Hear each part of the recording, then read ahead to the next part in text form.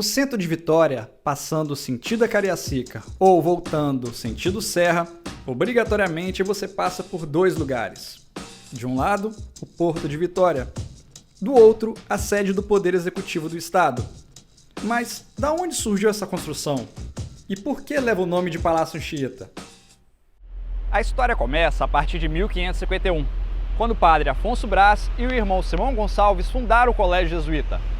Naquela época, era apenas uma casa de palha. Hoje é a sede do Poder Executivo do Espírito Santo. Quer saber um pouco mais dessa história? Venha conosco e segue o farol!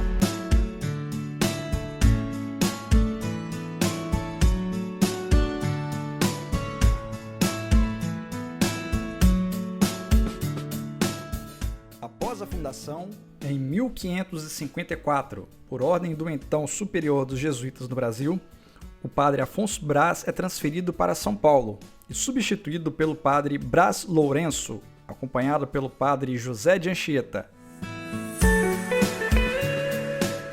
Braz Lourenço trouxe esforços para a ampliação da Igreja de São Tiago, mas tanto o altar quanto o colégio foram vítimas de um incêndio no ano de 1559. Em 1570, um grupo de missionários náufragos, após um acidente no Rio Doce, sensibilizados pela ajuda recebida, retribuem, dando início a uma nova sede para a Igreja de Santiago, construída no mesmo local da antiga, mas agora erguida por pedras. O padre José de Anchieta assume a liderança dos jesuítas em 1584, no estado do Espírito Santo. E em 1587, ele conclui a primeira ala do colégio na igreja, onde já havia enfermaria, refeitório e salas de ensino. Somente após 120 anos, em 1707, é que foi construída a segunda ala do colégio, bem de frente para a Baía de Vitória. A terceira foi finalizada em 1734, fechando o pátio interno juntamente com a segunda torre da igreja. A quarta ala foi erguida em 1747, fechando o que foi por muitos anos a maior construção do estado. Da precária capela erguida pelo padre Afonso Braz até a última construção do Colégio Jesuíta, passaram-se cerca de 196 anos. Os religiosos responsáveis por essa construção mal puderam usufruir dela na época, pois em 1759, a decreto do então rei de Portugal, Dom José I, os jesuítas foram expulsos do reino e de todas as possessões da coroa. A construção passou por mais um incêndio em 1796.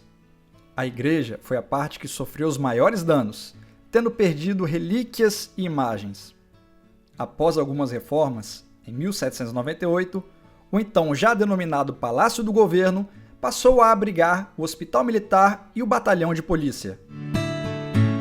A República chegou ao palácio com o presidente do estado na época, Afonso Cláudio. Mas foi somente no governo de Jerônimo Monteiro é que o palácio sofreu alterações em sua estrutura.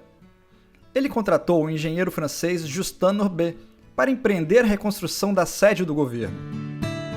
O estilo eclético marcou a obra de reconstrução do Palácio do Governo, reunindo elementos da arquitetura clássica, colonial, jesuítica e até maçônica. O acesso ao palácio também ganhou uma nova escadaria. As marcas jesuíticas foram sendo apagadas. Em 1922, já haviam sido demolidas duas torres junto com o relógio e o sino. Tudo isso no governo de Nestor Gomes. Após centenas de anos e com as inúmeras intervenções, é que veio o batismo em homenagem ao jesuíta que contribuiu para a sua construção. Em 9 de junho de 1945, foi dado o nome de Palácio Anchieta à sede do governo estadual do Espírito Santo. O palácio foi tombado pelo Conselho Estadual da Cultura em 1983. Sua última obra de restauro foi iniciada em 2004 no governo de Paulo Artung. Este foi o Farol Capixaba no Palácio Anchieta. Se você ainda não conhece a história do Espírito Santo, venha conosco e segue o farol!